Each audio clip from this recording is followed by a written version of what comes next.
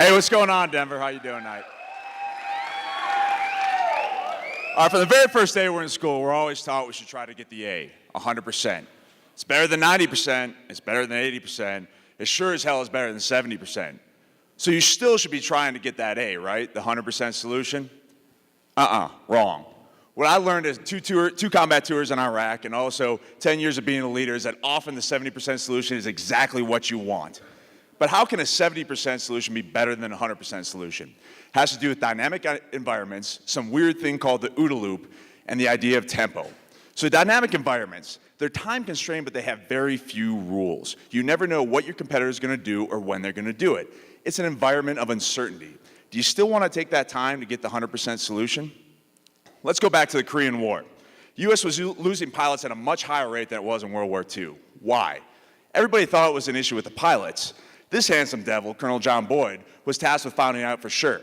Boyd determined it was actually the planes that were the problem. Bullshit, said the generals. Everybody knows the U.S. has the fastest, most reliable planes in the world.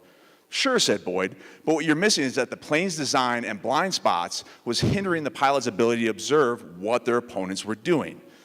Boyd determined that every single decision was the same set of steps. Observe, orient, decide, act. Observe what your environment is, orient yourself based on an internal reference point, decide what you're going to do, and act. Then repeat. The OODA loop, not the OOD for you Doctor Who fans out there.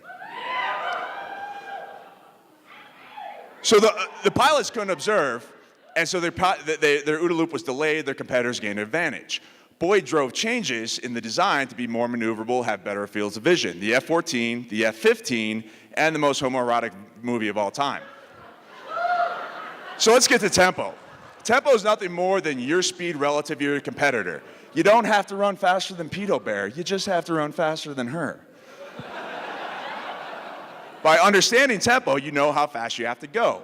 So is that all about speed then? Not exactly. There's a difference between speed and tempo. If you just go too fast, you might miss a turn and crash. Tempo means maximizing your speed relative to your competitor. But how do you do that? Well, let's take a look at what happens first. If you can go through your OODA loop faster, observe, orient, decide, act, you all of a sudden change the environment.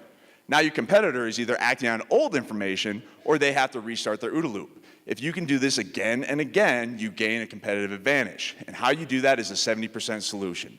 Don't worry about having all the information. You're never going to have 100%. Just get as much as you can and come up with the best solution possible. That's a 70% solution. Nothing magical about the number, just the idea that you want good enough, not perfect. If you can do the 70% solution faster than that person, you're going to gain a long-term competitive advantage because you're going to accelerate your progress across the entire time. Look familiar to anybody? OODA loop, build, measure, learn, 70% solution, minimum viable product, lean startup, kind of really big right now. It's nothing more than validating those exact same things, and you can transfer all the same ideas, so it's a great thing.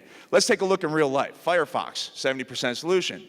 Microsoft, yeah, they always try to get it right the first time. During this time period, Microsoft went from 84% market share to 54%.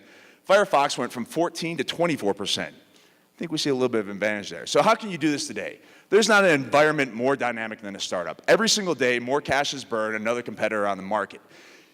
Get your 70% solution, execute. Pricing, markets, putting no products out there. If you can do it again and again and faster, you're going to gain an advantage. Don't freak out over the unknown 30%. Everybody tries to take that extra minute to figure out what's on the other side. Get as much as you can and then just execute, but know what you don't know and have a plan to act on it if you have to. If you can do 70% solution after 70% solution, you really just gain momentum like an avalanche that can't be stopped. You're in the flow while your competitor's always having to stop and restart their OODA loop.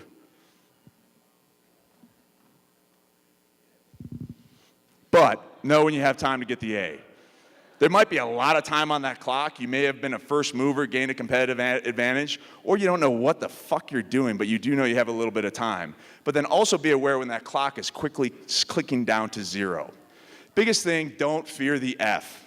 This is what puts most people and makes them stop because they're always afraid of failure. Well, guess what? In a dynamic environment, if you don't act, you're going to fail anyways. So fail fast, learn from it, execute again, and keep doing that OODA loop. So know when you're in a dynamic environment. know what the tempo is, execute your OODA loop, tell all your teachers to go fuck themselves, take the seat. I'm Ben Deda. Thanks a lot. Ben Deda.